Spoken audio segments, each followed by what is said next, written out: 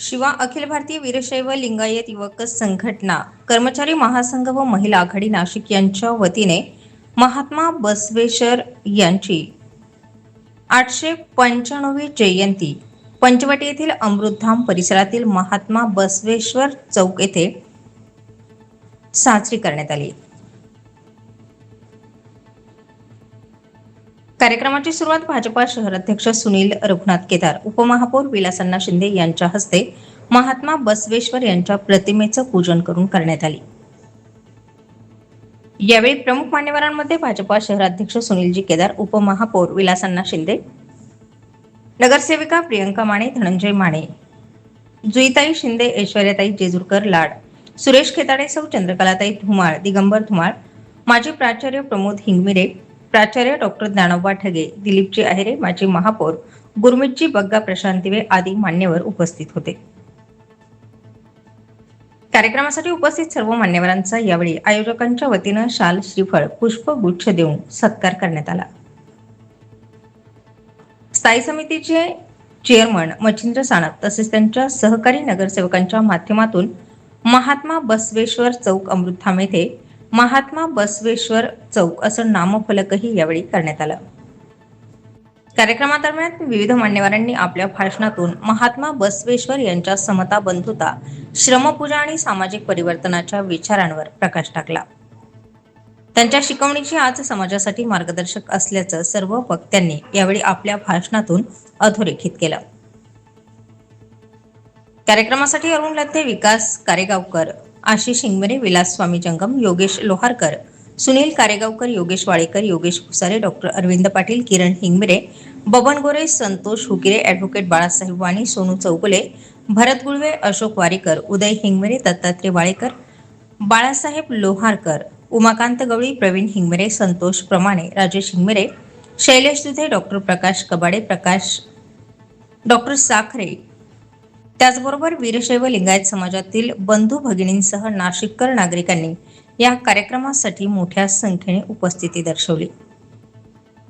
कार्यक्रमाच्या आयोजनाबद्दल आयोजकांचे सर्व स्तरातून कौतुक केले जात आहे। शिवा अखिल भारतीय वीरशैव लिंगायत युवक संघटना कर्मचारी संघ यांच्या वतीने महात्मा बसवेश्वर यांची 895वी जयंती विविध कार्यक्रम राबवून साजरी करण्यात आली। आपल्या सर्वांना हार्दिक शुभेच्छा। आज या ठिकाणी अमृतधाम स्टॉपवर तसेच शिवा अखिल भारतीय वीर लिंगायत युवक संघटनेच्या वतीने आज या ठिकाणी महात्मा बसवेश्वर जयंती साजरी करण्यात आली। याचा मला खऱ्या अर्थाने आनंद आहे। आणि अनेक एक आनंद दुसरा आमचा असा आहे प्रभू होईल की या ठिकाणी समोरच महात्मा बसवेश्वराचं स्मारक या ठिकाणी पूर्व नाशिक मतदारसंघाचे आमदार राहुल टिकले, माजी आमदार बाळासाहेब सानप, तसेच या प्रभागाच्या नगरसेविका प्रियंका माने, जुईताई शिंदे, आमच्या वहिनी जेजुकरताई यांच्या माध्यमातून मागेच 2 वर्षापूर्वी या ठिकाणी झाला होता। महात्मा बसवेश्वर हे लिंगायत समाजाचे आराध्य दैवत आहे। कर्नाटकमध्ये महात्मा बसवेश्वरांचे मोठमोठे पुतळे त्या ठिकाणी आपल्याला बघायला मिळतील।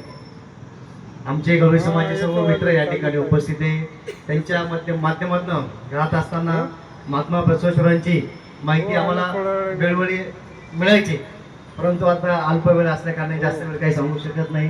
आपणा सर्वांना या ठिकाणी शुभेच्छा देतो आणि आमचे विलास कारेगावकर असतील, लत्ते साहेब असतील, यांचं खऱ्या अर्थाने या ठिकाणी कौतुक करतो की महात्मा बसवेश्वरांचा विचार त्यांनी आजतगत आपल्या या परिसरामध्ये जिवंत ठेवला।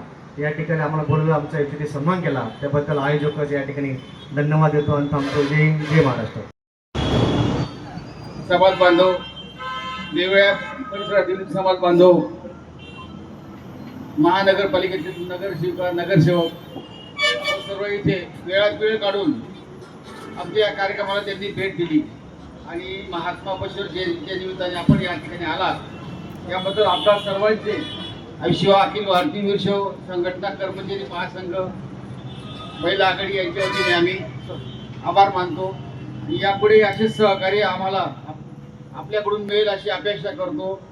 दरवर्षी आम्ही हा प्रोग्राम या ठिकाणी ठेवत असतो, दरवर्षी आपण यायला अशी अपेक्षा करतो। नेहमी काही मोठी नाहीये, पण तुम्ही आम्हाला इथे बोलवलं, आमचा मान सन्मान केला. तसेच श्री महात्मा बसवेश्वर जयंतीचा सोहळा जो आहे त्या निमित्ताने आणि अक्षय तृतीयाच्या निमित्ताने तुम्हाला सगळ्यांना खूप खूप शुभेच्छा. माझा सत्कार केला, मान सन्मान केला, त्याबद्दल खूप खूप धन्यवाद. जय हिंद, जय महाराष्ट्र. आदरणीय व्यासपीठ आणि या कार्यक्रमास उपस्थित असलेले सर्व मान्यवर, मला एवढं सांगायचं आहे की बसवेश्वरांनी 12व्या शतकामध्ये जे काही विचार मांडले, जे आता आपल्याला आजही आपण त्यांचे अनुयायी म्हणून आपण दरवर्षी आपण ते त्यांचे विचार मांडण्याचा, ते विचारांची घेण्याचा प्रयत्न करतो. खरं विचार मांडायचं असेल किंवा खरं त्यांच्याबद्दल हे करायचं असेल तर आपण त्यांच्या कार्यामध्ये कितपत रोजच्या जीवनामध्ये आपण उपयोगी आणतो. कारण आपण एखादा दिवस म्हणून आपण नक्की साजरा करतोय. बसवेश्वरांनी काय केलंय? जाती धर्माचा विरोध केलाय. बसवेश्वरांनी स्त्री आणि पुरुष समानतेचा विचार मांडलाय. पण खरं स्त्री आणि पुरुष समानता ही आपल्या घरातून राबवली जाते का? हा प्रश्न जोपर्यंत आपण आपल्यापासून सुरुवात करत नाही तोपर्यंत खऱ्या अर्थाने ही जयंती साजरी झाली असं मला तरी वाटत नाही. आणि यासाठी पुढाकार स्त्रियांनी घेतला पाहिजे. कसा पुढाकार घेतला पाहिजे? बसवेश्वरांनी कर्मकांडाचा विरोध केला. आज आपण कर्मकांड करतो का? त्याला शास्त्रीय कारण आहे का? कारण आपण ज्यांचं नाव घेतो, ज्यांच्या आदर्श आपण समोर ठेवतो, त्यांचा एक पहिलं पाऊल असं मला म्हणायचंय. मी मुद्दाम असं का म्हणते? कारण 12व्या शतकामध्ये स्त्रियांसमोर मी एक स्त्री म्हणून मला जे अनुभव येतात मी ते मांडण्याचा प्रयत्न करते. कारण मी फार वेगवेगळ्या विषयावर त्यांचं कार्य खूप व्यापक आहे. पण त्यातील एक मुद्दा मी मांडण्याचा प्रयत्न करते की आज आपल्याला 12व्या शतकामध्ये अनुभव मंडपामध्ये स्त्रियांना एक गौण स्थान न देता समाजामधली एक सहचरणी आहे आणि तिलाही संपूर्ण अधिकार असला पाहिजे. ती केवळ गृहिणीच नाही तर तिलाही सुद्धा विचार करण्याचा अधिकार आहे. शिक्षण घेतलं पाहिजे आणि घरकामच नाही तर सामाजिक कार्यामध्ये सुद्धा तिचं योगदान असलं पाहिजे.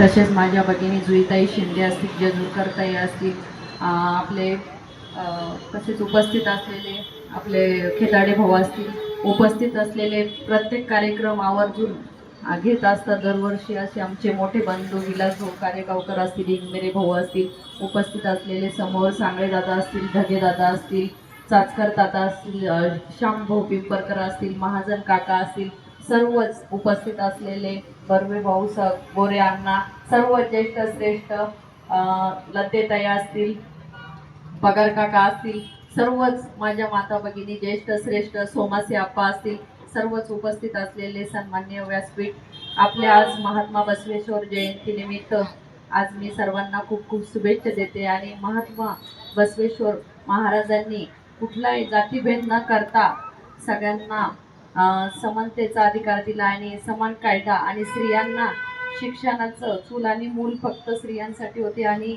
जो स्त्रियांसाठी समान स्त्री आणि पुरुष समान कायदा काढलेला असेल तो महात्मा बसवेश्वर महाराजांनी काढलेला आहे.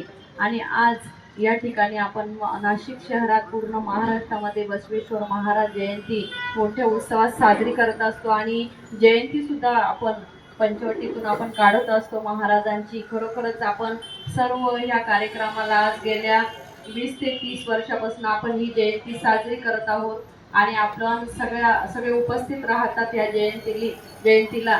खरोखरच आज विलास भाऊ असतील, लद्देदादा असतील, लद्देदादा आज पूर्ण आपल्या ह्या समाजाच्या वतीने लढत असतात आणि कुठलाही कार्यक्रम असेल आपल्या समाजाचा तो लद्देदादा खूप पाठपुरावा करत असतील. आपले च्या निमित्तानं आणि अक्षय तृतीयेच्या मुहूर्तावरती या ठिकाणी आपण महात्मा बसवेश्वरांना वंदन करण्यासाठी एकत्रित जमा झालेलो आहोत. एखाद्या माणसाचा जन्म एखाद्या समाजाच्या उद्धारासाठी कारणी लागावा त्याचं उत्तम उदाहरण या इतिहासामध्ये महात्मा बसवेश्वरांचं आहे. 12व्या शतकामध्ये जे आज आपण ज्या गोष्टी समाजामध्ये सत्ताधाऱ्यांमध्ये पाहायचा प्रयत्न करतो, जे लोक सत्तेमध्ये आहेत, जे लोक देश चालवतात, त्या लोकांची विचारसरणी आपण जर पाहिली तर असं निश्चित लक्षामध्ये येतं की 12व्या शतकामध्ये महात्मा ज्योतिबा फुले त्यांनी 19व्या शतकामध्ये आणि महात्मा बसवेश्वरांनी 12व्या शतकामध्ये फार मोठं काम केलं. स्त्री पुरुष समानता, अस्पृश्यता नष्ट करणे. त्यांना हे माहीत होतं की जाती जमातीचं भूत मातीत गाडल्याशिवाय समाजाला मोठेपणा प्राप्त होणार नाही, हे महात्मा बसवेश्वरांना माहीत होतं. पहिल्यांदा त्यांनी अस्पृश्यता निवडण्याचं काम केलं. सगळ्या जाती धर्मातील लोकांना एकत्र करण्याचा प्रयत्न केला. पहिल्यांदा स्त्रियांना व्यासपीठ निर्माण करून पुढे गेलं असेल जगामध्ये, ते महात्मा बसवेश्वरांनी करून दिले. आज आपण कितीही गप्पा मारल्या स्त्री उद्धाराच्या किंवा स्त्री कल्याणाच्या, पण खऱ्या अर्थानं स्त्री कल्याणाच्या, स्त्री उद्धाराच्या सगळ्या संकल्पना, सगळं तत्वज्ञान महात्मा बसवेश्वरांनी 12व्या शतकामध्ये ज्या देशाला दिले, जगाला दिले, हे लक्षामध्ये घ्यायला पाहिजे. तर आज जे काही नवीन संसद भवन बांधलेलं आहे, त्या संसद भवनाला नाव सुद्धा अनुभव मंडप असं दिलेलं आहे. आणि हे जे अनुभव मंडप जे आहे ते 12व्या शतकात आपले महात्मा बसवेश्वर यांनी अनुभव मंडपची स्थापना केली होती. ते अनुभव मंडप म्हणजे आज जे काही जगामध्ये लोकशाही संसद आहेत, त्या संसद म्हणजेच ते अनुभव मंडप होतं. आणि त्या अनुभव मंडपातून सर्व समाजाच्या स्त्री पुरुषांना एकत्र करून तिथे बसवून विचारविनिमय केला जात असे. आणि 12व्या शतकात जेव्हा स्त्री चूल आणि मूल इथपर्यंतच सीमित होती, त्या काळात महात्मा बसवेश्वरांना स्त्री आणि पुरुषांना समान अधिकार देऊन स्त्रियांना त्या अनुभव मंडपाचं सदस्य केलं होतं. आणि त्याच्या मार्फत आपला समाज कारभार चालू होता. म्हणजे मला सांगायचं एवढंच आहे की पहिल्या विश्व सामाजिक क्रांतीमध्ये ज्या काही लोकशाही संसदेची निर्मिती झाली, ती पूर्ण जगात सर्वात प्रथम महात्मा बसवेश्वरांनी केली, हे या ठिकाणी मला नमूद करायचं आहे. धन्यवाद ताई. यानंतर त्यांच्या आशीर्वाद घेण्याची संधी मला या ठिकाणी मिळाली. या महान महात्मा बसवदास महाराजांना मी अभिवादन करतो. खरं तर महापुरुषांचं योगदान हे आम्हा कोणालाही विसरून चालणार नाही.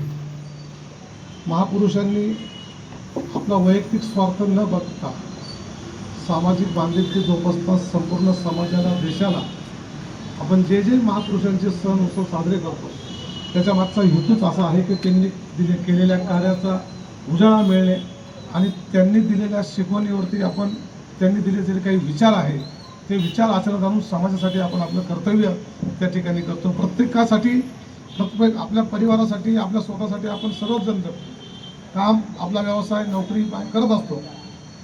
आपला परिवार सांभाळून या सगळ्या गोष्टी करून सुद्धा आपलं काही दायित्व आहे, काही कर्तृत्व आहे.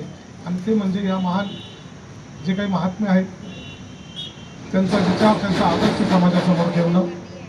आणि आजच्या या प्रमुख अशा महत्त्वाच्या कार्यक्रमाला या ठिकाणी मला बोलवलं. मी खरोखरच आपल्या सर्वांना मनापासून धन्यवाद देतो आणि महात्मा बसवेश्वरांना जयंतीच्या निमित्ताने अभिवादन करतो. धन्यवाद. स्टार 24 फास्ट न्यूजसाठी मोहन सहाणे, पंचवटी, नाशिक.